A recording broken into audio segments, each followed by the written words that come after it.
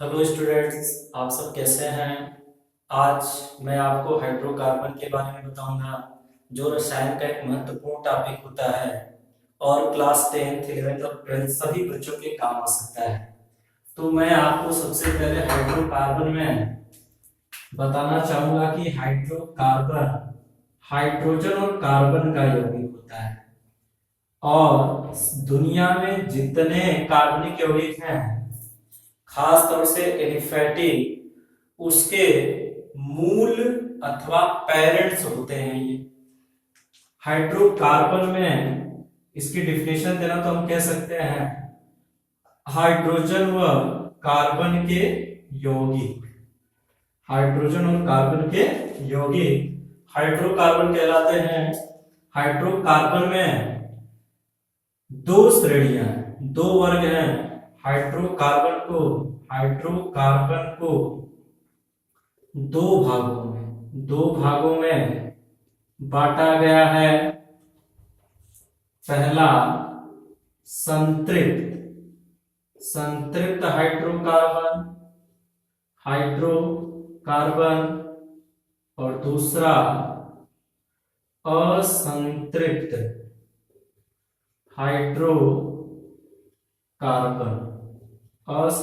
Hydrocarbon. संतृप्त hydrocarbon के बारे में हम सबसे पहले चर्चा करेंगे, फिर बाद में असंतृप्त। संतृप्त हाइड्रोकार्बन में मुख्य रूप से एल्केन होते हैं। कौन? एल्केन। एल्केन एक ऐसा हाइड्रोकार्बन है, एल्केन वे संतृप्त हाइड्रोकार्बन है जो कार्बन कार्बन के बीच एकल बंध बनाते हैं। अर्थात इसमें कार्बन कार्बन के बीच एकल बंध होगा। कार्बन की संयोजकता जैसा आप सब जानते हो कि 4 होती है और कार्बन की संयोजकता 4 होती है, तो वो सब एकल बंध अर्थात 4 ऐसे अलग अलग बंधों से जुड़े होते हैं। अब हम बात करते हैं एल्केन में कुछ महत्वपूर्ण और जनरल बातें जिसे आप किसी न किसी चैप्टर में पढ़ें। एल्केनों का सामान्य सूत्र आप सब जानते होंगे। एल्केन के बारे में पढ़ना है तो इसका सामान्य सूत्र CnH2n+2, जहां n बराबर 1 2 3 डैश डैश। इसी तरीके से अगर n बराबर 1, जब n बराबर 1 तब CH4 बनता है। जब n बराबर 2 रखते हैं तब C2H6 बनता है। इसी तरीके से अन्य एल्केनों का निर्माण किया जा सकता है। अगर हम CH4 की संरचना बनाएं तो CH4 की संरचना कुछ इस तरह से होगी और हम देख रहे हैं इसमें कार्बन सभी हाइड्रोजन के साथ सिंगल बॉन्ड से जुड़ा है। कार्बन कार्बन के बीच अगर एथेन में देखें तो सदर सिंगल बॉन्ड बनता है। ये मेथेन है, ये एथेन है। अब इसका सामान्य सूत्र हो गया। एल्केन में कार्बन पर sp3 संकरण होता है। एल्केन में कार्बन sp3 संकरित होता है। sp संकरित होता है, जिसे आप कक्षा 11 में पढ़ते भी हैं। संकरण के बारे में आपको बताया भी गया, sp3 संकरण भी पढ़ाया गया। और इसी के साथ मैं आपको सबसे सरलतम एल्केन की बात करूं तो सरलतम एल्केन मेथेन होता है। मेथेन CH4 है। तो ये कुछ छोटी छोटी बातें हैं, इसी तरीके से और कुछ बातें हैं, मैं उसको ही बताता हूं आपको। सर्वोत्तम एल्केन मेथेन होता है, इसे डैम फायर गैस CH4 को डैम फायर गैस या मार्स गैस भी कहते हैं, क्योंकि यह दलदल वाले स्थानों पर पाई जाती है और डैम फायर का मतलब वायु के साथ बड़ी तेजी से आवाज देकर जलता है, इसलिए इसको डैम फायर गैस भी कहते हैं। प्राकृतिक गैसों का एक मुख्य है, प्राकृतिक गैस में CH4 लगभग 85% या इससे अधिक होता है, अर्थात हम कह सकते हैं एक तरह से प्राकृतिक गैस का मुख्य अवयव ही। और दूसरी बात करते हैं तो CNG कंप्रेस्ड नेचुरल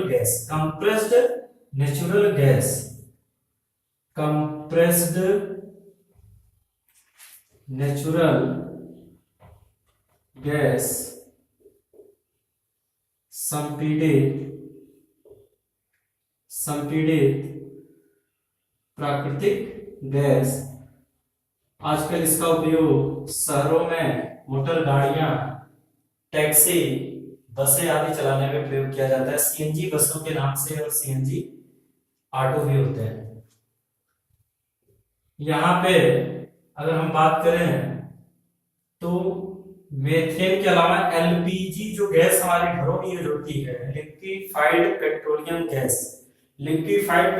गैस का भी मुख्य अवयव एल्केन ही है। और एल्केन में कौन है? वो है प्रोपेन जो 3 कार्बन का होता है प्लस ब्यूटेन। LPG का मुख्य अवयव है। एल्केन में प्रत्येक कार्बन पर एल्केन में बंध कोण 109 × 28 मिनट होता है, अर्थात कार्बन कार्बन के बीच का कोण सदैव 109 × 28 मिनट होगा। और जैसा पहले बता चुका हूं sp3 संकरण इसके कार्बन पर होता है। और अगर हम बात कर ले थोड़ा से तो जो हमारे घरों में केरोसिन यूज होता है, मिट्टी का तेल भी जिसे कुछ लोग कहते हैं, केरोसिन तेल का मुख्य अवयव, केरोसिन तेल में भी मुख्य रूप से कार्बन 12 से कार्बन 15 तक के हाइड्रोकार्बन में एल्केन जो होते हैं वो पाए जाते हैं, अर्थात एल्केन एक तरह से इसके मुख्य अवयव है। इसी तरीके से पेट्रोल का मुख्य अवयव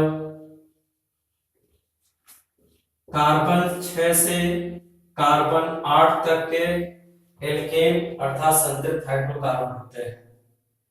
इस तरीके से हम कह सकते हैं कि यह इसका एक सामान्य परिचय था, जिसे हम पढ़ने के लिए आज YouTube के माध्यम से आपको मैं बताना चाहता हूं कि मेरा पहला क्लास है और इसमें अगर आपको कोई त्रुटि या कोई कमी नजर आती है, मैं भी प्रयास कर रहा हूं, तो इसे आप बिल्कुल सुझाव दे सकते हैं इसके लिए, और इसमें जो भी कमियां हैं उसको दूर करने का सुझाव दे सकते हैं। और मैं आपसे ये कहूंगा कि हमारा टॉपिक है एजुकेशन। अगर एजुकेशन में कोई कमी है, इसको आप कह सकते हैं, इसको सुधारा जा सकता है, इसको और मेहनत किया जा सकता है और अच्छा किया जा सकता है। तो दोस्तों और स्टूडेंट्स, मैं आपसे यही कहूंगा कि आपको मेहनत से इसको पढ़िए। जो चीजें आपको इतनी बताई गई बड़े काम की चीजें थी, ये तो जनरल बात हो गई एल्केन की। अब थोड़ा और आगे हम चलते हैं। एल्केन में बात करेंगे इसके भौतिक, रासायनिक गुण और इसके निर्माण की विधियों के बारे में। तो एल्केन के निर्माण की विधियां क्या हैं? उसमें हम लोग बात करने से पहले मैं आपको कुछ चीजें और बताना चाहूंगा कि एल्केन को पैराफीन भी कहते हैं। एल्केन का एक दूसरा नाम, एल्केन का दूसरा नाम आप कह सकते हो पैराफीन। क्या है? पैराफीन। पैराफीन का मतलब